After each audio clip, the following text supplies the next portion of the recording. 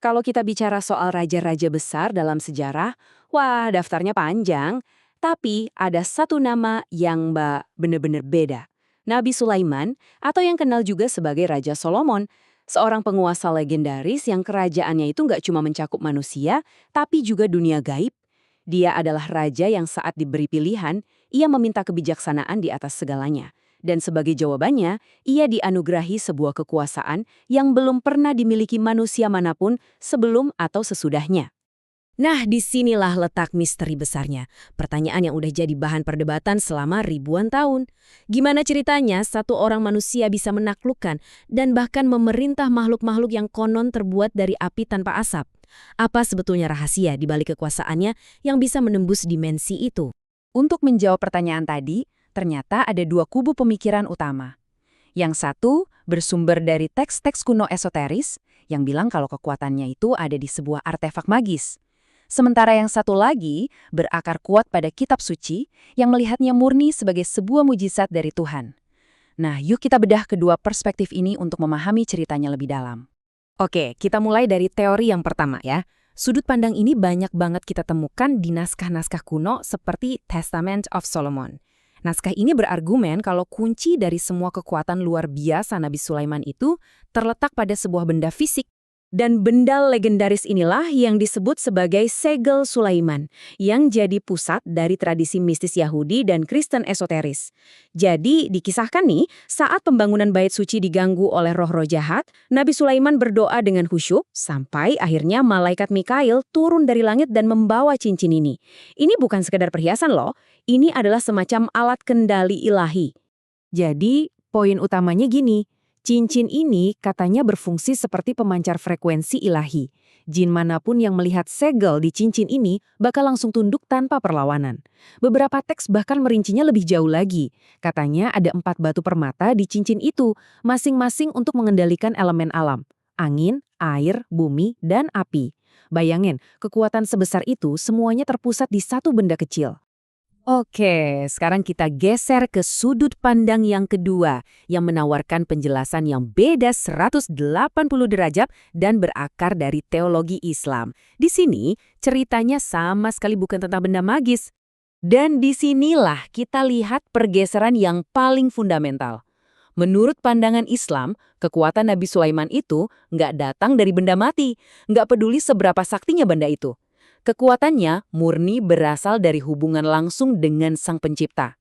Kekuatan yang sifatnya teosentris, artinya berpusat sepenuhnya hanya pada Tuhan. Inilah doa yang mengubah segalanya. Setelah melewati berbagai ujian, Nabi Sulaiman memanjatkan sebuah permohonan yang sangat spesifik dan belum pernah diminta oleh manusia manapun sebelumnya. Dan doa ini dijawab. Tuhan memberinya sebuah kerajaan dan kendali mutlak, bukan hanya atas materi, tapi juga atas makhluk-makhluk dari dimensi lain.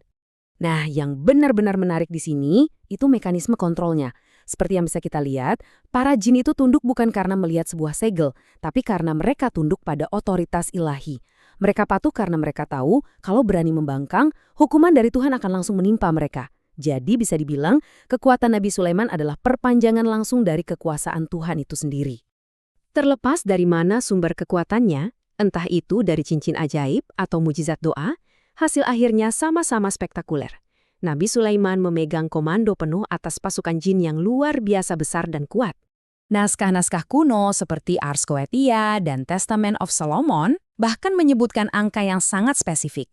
Ada 72 komandan utama jin yang berada di bawah perintah langsung sang raja. Yuk kita kenalan sama beberapa yang paling ikonik. Pertama, ada Baal, seorang raja jin dengan 3 kepala. Kepala manusia, kucing, dan kodok. Unik banget kan?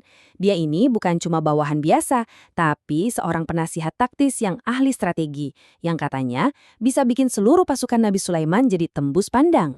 Lalu ada Asmodeus. Wah, ini dia nih. Salah satu raja jin yang paling terkenal, yang kecerdasannya hampir menandingi Nabi Sulaiman sendiri. Meskipun sering diceritakan suka memberontak, dialah yang mengajarkan ilmu-ilmu penting seperti astronomi dan matematika, yang jadi kunci untuk membangun bait suci dengan presisi arsitektur yang luar biasa. Berikutnya ada Astaroth, yang digambarkan sebagai adipati agung yang menunggangi seekor naga. Bayangin aja, Dia ini fungsinya seperti Google pribadi bagi Raja Sulaiman, sebuah perpustakaan berjalan yang bisa membocorkan rahasia-rahasia masa lalu dan bahkan meramalkan kejadian di masa depan. Dan tabel ini keren banget karena nunjukin betapa beragamnya keahlian pasukan ini. Ada Fapula, si singa bersayap yang jago mekanik, terus ada Foras yang ahli soal tanaman herbal dan obat-obatan, ada Gaab, sang master teleportasi, Phoenix, si ahli puisi dan musik, sampai Zagan, alkemis kerajaan. Mereka ini bukan sekedar monster suruhan, tapi benar-benar para spesialis yang membangun sebuah peradaban. Tapi sebenarnya hubungan mereka ini gimana sih? Apakah mereka ini sekutu atau cuma bawahan? Dan yang paling penting, pelajaran apa yang bisa kita petik dari semua ini? Nah, ini poin yang penting banget untuk kita pahami. Ini bukanlah aliansi, apalagi persahabatan. Ini adalah hubungan otoritas mutlak yang ditegakkan oleh rasa takut. Khususnya dalam perspektif Islam, para jin ini adalah pekerja paksa yang tunduk karena takut akan azab Tuhan kalau mereka membangkang, bukan karena loyalitas pribadi kepada Nabi Sulaiman. Kisah wafatnya Nabi Sulaiman mungkin adalah pelajaran terbesarnya. Beliau wafat dalam posisi berdiri sambil bersandar pada tongkatnya. Bayangin, selama setahun penuh, para jin itu terus bekerja tanpa henti karena mereka begitu takut sang raja masih mengawasi. Mereka baru sadar tuannya telah tiada ketika seekor rayap, makhluk kecil ciptaan Tuhan, memakan tongkat itu sampai rapuh dan akhirnya jasad sang raja pun terjatuh. Dan momen itulah yang mengungkap sebuah kebenaran yang fundamental. Sehebat apapun para jin itu, sekuat apapun pengetahuan dan kekuatan mereka, ternyata mereka sama sekali tidak mengetahui perkara gaib. Mereka hanya tahu apa yang diizinkan Tuhan untuk mereka ketahui. Ini adalah pengingat pamungkas tentang batasan-batasan mereka. Jadi, apa nih yang bisa kita bawa pulang dari obrolan kita kali ini? Pertama, ada dua cara pandang yang sangat berbeda dalam memahami sumber kekuatan Nabi Sulaiman. Kedua, kisah-kisah ini adalah perpaduan yang menarik antara wahyu ilahi dan imajinasi manusia dari berbagai teks kuno. Penting untuk menyikapi informasi ini sebagai wawasan sejarah ya. Dan pada akhirnya, pelajaran tertingginya, mau kita lihat dari sudut pandang manapun, selalu kembali ke satu titik. Keagungan Tuhan, bukan pada kekuatan sebuah benda ataupun roh. Nah, pertanyaan terakhir ini saya serahkan kembali pada Anda untuk direnungkan.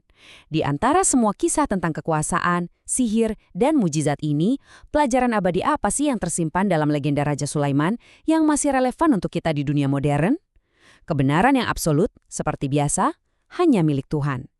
Terima kasih sudah menyimak, tetaplah kritis, dan sampai jumpa di penelusuran berikutnya.